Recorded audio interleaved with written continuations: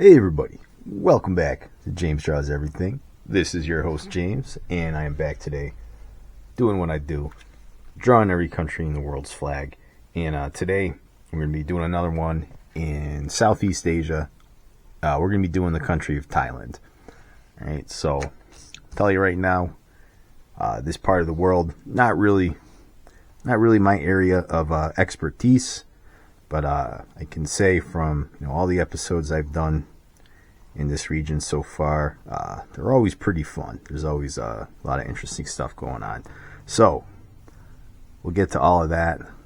And the flag is pretty simple here. It's just kind of one of them color bar flags. So what that does mean, we'll be doing a little bit of some bonus content today. So Thailand, some interesting facts kind of right off the bat.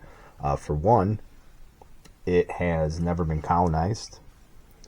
Right, so it's the only country in Southeast Asia that can claim that, and that is kind of a thing for various reasons. Was an anti-communist ally. Of kind of like a non-aligned NATO member during the Cold War. It's a lot of kind of interesting stuff. Kind of makes it a bit of an outlier in that area. If you want to just kind of look at some raw statistics, it's a little bit better off than a lot of its neighbors, and we will of course get to all of that. So you get some early migration from China, like in the early part of this country's history. You have a Khmer rule, so that's kind of like what's now Cambodia, and that eventually becomes a Siamese kingdom. Right? So the what is now Thailand was the kingdom of Siam for a very long time. If you got some maps or globes that still say Siam, you might want to call the little phone number on the bottom and get them replaced, because those are pretty old. But I do remember this country was referred to as Siam for a good portion of the 20th century. So you get two unified kingdoms in the mid 13th century, Thai kingdoms, the Sukhothai and the Khmer Empire, right? So that's sort of Cambodia. The Sukhothai's territory, that extends into what's present-day Burma and Laos. And then there's kind of some more kingdoms that sort of go back and forth. Around the 14th to 18th century, you kind of have like a consolidated Siamese kingdom. And they kind of, just like pretty much every country, right? They sort of have a lot of problems with neighbors, right? Border disputes, ethnic disputes, religious disputes. So Siam, or Thailand, we'll call it Siam for now. They go to war with Burma quite often throughout their history. That's another one. We haven't done Burma yet, so what are we going to call that? I think that one, the name is still up in the air, right? Is it Burma? Is it Myanmar? We'll see when we get to that episode, I guess, because whatever I call it is final, right? So you have like an emerging Thai kind of identity during this time, and again, Cambodia, Laos, what eventually becomes Malaysia, they all kind of have land grabs back and forth between each other. In the 1800s, right, this is sort of when Europeans kind of strengthen their foothold in Southeast Asia, and they do sign some treaties with Siam that kind of reduce their sovereignty and independence. And the British and the French kind of signed some deals that fork over Cambodia, Laos, and parts of Malaysia that had been under Siamese control. So they were first contacted, though, by the Portuguese. And that was in the 16th century. There was a trade envoy, right? The Portuguese, kind of not really forgotten about, but a little bit maybe kind of under the radar now as far as like how kind of important they were in exploring the world, in those early days. And the king Ayutthaya, he was a little bit more European friendly than some of the other leaders in that area. He was against the Burmese kingdom, so it kind of led him to sort of buddy up with the European powers to kind of form like a buffer zone there. You get some French missionaries that also show up. You have a Siamese revolution against the missionaries, but they are kind of still active even to this day, trying to bring Christianity to Siam, Thailand, which is, majority Buddhist. In 19th century, they start modernizing. The Siam basically, with all the ethnic groups in there, they don't really treat it as like one unified state. They try to work it out as like a group of colonies, right? So that kind of settles down for a little bit. And again, the French and the British kind of leaves Siam to itself to kind of create a buffer state between, the other powers.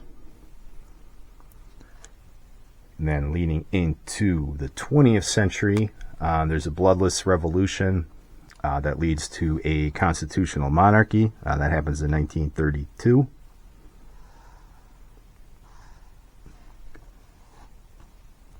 So Thailand has an awful lot of coups, right? And I always surprised again when I go through these Southeast Asian countries, because there's a heck of a lot of political turmoil. And the only thing I know about them is from 80s movies, right? Muay Thai, kickboxing, right? Jean-Claude Van Damme movies, Bloodsport. Well, I don't think that was in Thailand, was it? But Muay Thai is, right? Muay Thai kickboxing. So that's kind of what I think of when I think of these places. And yeah, they always have a lot of kind of a lot more upheaval than I would think. A lot of military coups, those have tended to fare a little bit better than like civilian government rule, like when they have a military government in power. But it's kind of one of those places where you can't really like pin it down to one thing. Like they've really rocked back and forth between a lot of different governing styles. The Japanese were, the Japanese, they really strengthened their foothold in Southeast Asia during World War II, right? Because that was, of course, going to be of strategic importance. And Thailand actually kind of just let them, because there was some like anti-European sentiment building at that time. So they kind of worked out a deal with the Japanese. Then, of course, World War II ends. The Cold War kicks off. You see a lot of communist insurgencies in Southeast Asia, right? We all know about Vietnam, Cambodia, Laos. Laos is still communist. Cambodia had the Khmer Rouge. Vietnam, I don't know, there's about a million different movies about what happened there. So Thailand, though, they put down their communist insurgents. So they were, of course, subject to communist upheaval just like everywhere else in Southeast Asia. But because they put them down, this kind of made them a Cold War ally. So they became a United States ally. After World War II, they assisted the United States in the Korean War by sending troops there. They assisted the United States in Vietnam. And so because of that, they've always kind of not really been officially like, they were never like part of NATO. Well, of course not, because they're not North Atlantic. But hey, Turkey's a part of NATO, right? So why not? Anybody can be a part of NATO. But Thailand was always seen as like, kind of like a non-aligned, like friendly, like ally of that bloc. So, and with all that Western goodness comes capitalism, right? So Thailand tends to do a hell of a lot better economically than its neighbors. Like their economy absolutely dwarfs the economy of say Cambodia and Laos, and of course that creates a lot of migrant issues, like as far as people moving for for unskilled labor, political refugees, things like that. Thailand can say that they probably did the right thing in the long run, right? They are much, much, much better off than the rest of Southeast Asia. And, kind of going into the 20th century, into modern times, Thailand has, it was one of like the Asian tigers for a while, rapidly industrializing, rapidly modernizing. It's got very big cities, a lot of industry, a lot of technology, even pretty good like human development standards. Whatever criticisms you want to make towards like the Human Development Index, Thailand ranks higher than most in that area. Well, all in that area actually. That a lot of global health security kind of lists. Thailand always ranks in like the top 10, and it's the only developing nation that does. So they have pretty good mortality rates and all of that. Good place to work, right? Like a lot of people that are like your digital nomad types. They really like Thailand because it's very business friendly, as far as taxation and things like that. So you work from home types, if you want to check out Thailand, maybe give it a shot. So politically though, like in the modern times, they have had a lot of kind of back and forth. Like they still have a lot of coups, a lot of anti-government sort of protests. As recently as like 2020, there was a major anti-government protest. They have a reformist Move Forward party. Was not able to form a government though, and they're still, for a place that's doing pretty well economically. I can't really say that their political stability has been too well, but whatever, right? as long as they can keep the lights on, I guess that's all that really matters. But another reason I like Thailand, well, actually, let's hold on a second before we bounce off into that bonus content here. Let's talk about the flag. Again, it's a simple one. Looks like the Costa Rica flag, just reversed a little bit. So you got 5 horizontal bands, red, white, and blue. The red, the nation and the blood of life. The white is the religion and the purity of Buddhism. And the blue stands for the monarchy, right? That royal blue. So, with that said, I know I keep up with things a little bit here on this channel, and I know that I do have quite a lot of Southeast Asian fans, and for whatever reason, these episodes that I do in Southeast Asia always seem to get a lot more views and traction than some of the other ones. And I also know, just from my own travels, right, for my own wanderings and babblings, whatever you want to call it, keeping up with what's going on in my side of the world with my talents, the art world. This place, Southeast Asia, for whatever reason, it's home to a lot of really good artists, right? So, following a lot of you guys on, Instagram or whatever, whenever I see something that really catches my eye, I look and see where it's from, and it was like, oh, it's from Thailand, or oh, that's Malaysia, or oh, that artist is from the Philippines. So breeds a lot of really good artists, this place in the world, and I think because of that, they have some really, really beautiful landmarks there in Thailand. So this is a place that I would like to visit. So, Taiwanese government or anybody in power over there, anybody who has the Taiwan government ear, James draws everything at gmail.com if you want to subsidize a trip for me to Thailand. Again, a lot of these episodes that I do, the country that I'm doing, they're not too happy when I'm done. But Thailand, you're okay in my book. All right, so a lot of amazing architecture there, which is very different, right? Like different than European architecture styles, of course. But that's true diversity, right? Like allowing everybody to kind of have their own thing instead of making everybody a gray sort of shapeless blob of homogeneity. So we're going to be doing the Big Buddha Fuck It. James, you can't say. No, Big Buddha Fuck It. James. All right, I know. This is an all ages channel. We don't swear. That's where this is located. Fuck it. Phuket. So this Buddha is, I think, really awesome, right? It's 148 feet tall. Oh my God. And it's also, a religious site, so you can learn from the monks that are there.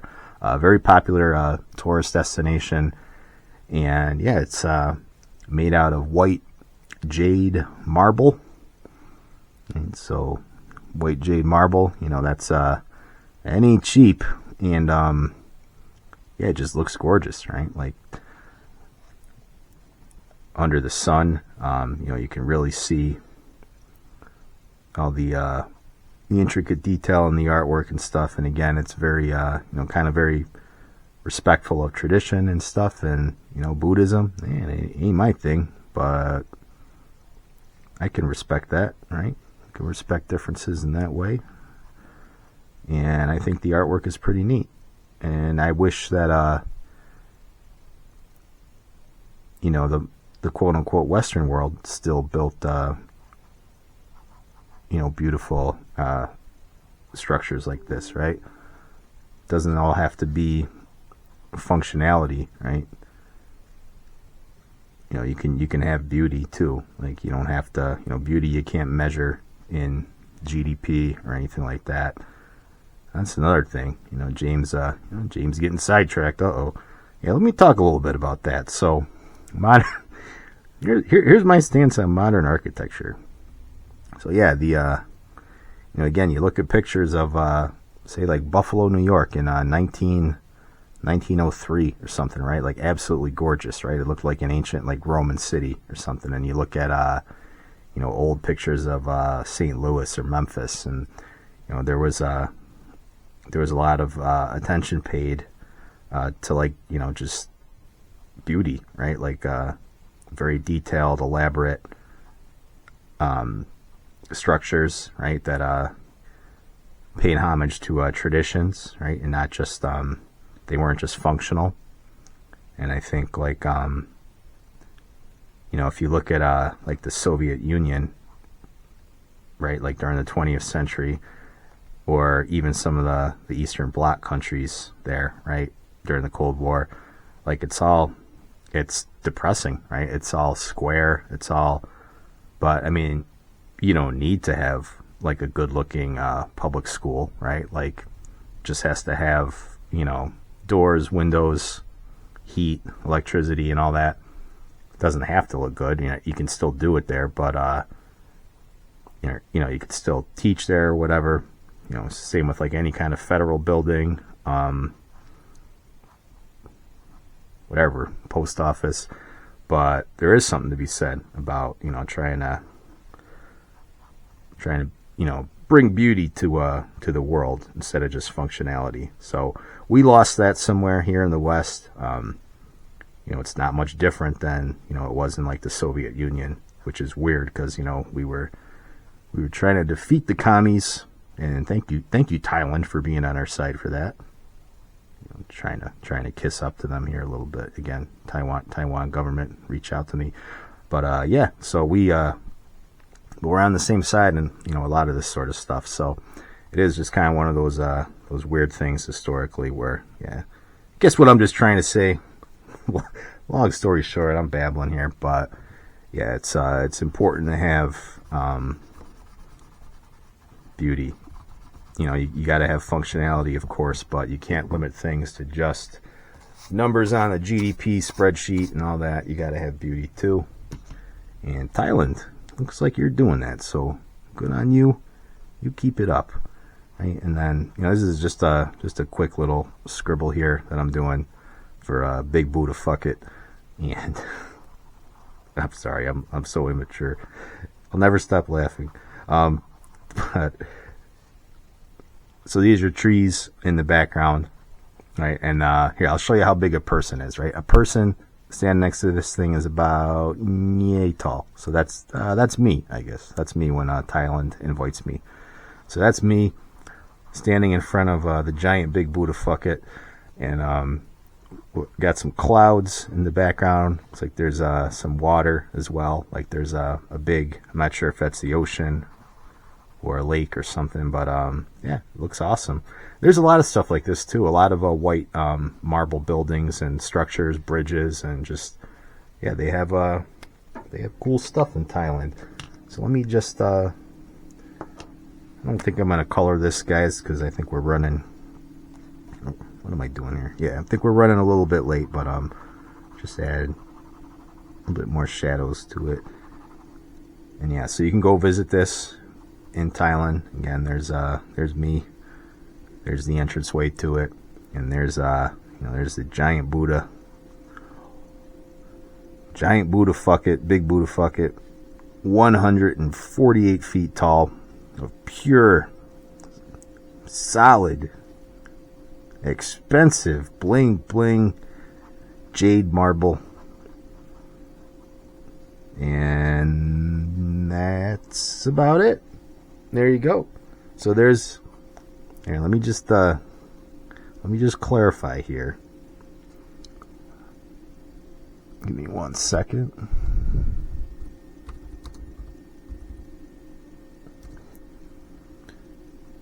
Let's say big. And to check my spelling here, I don't want to be disrespectful.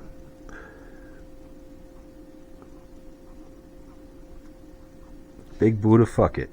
Alright, so that's that. And that's Thailand. So, you guys let me know what you think. Alright? So I want you to like. I want you to comment. I want you to put in a good word to the government of Thailand for me. And I want you to catch me on the next episode. See you later.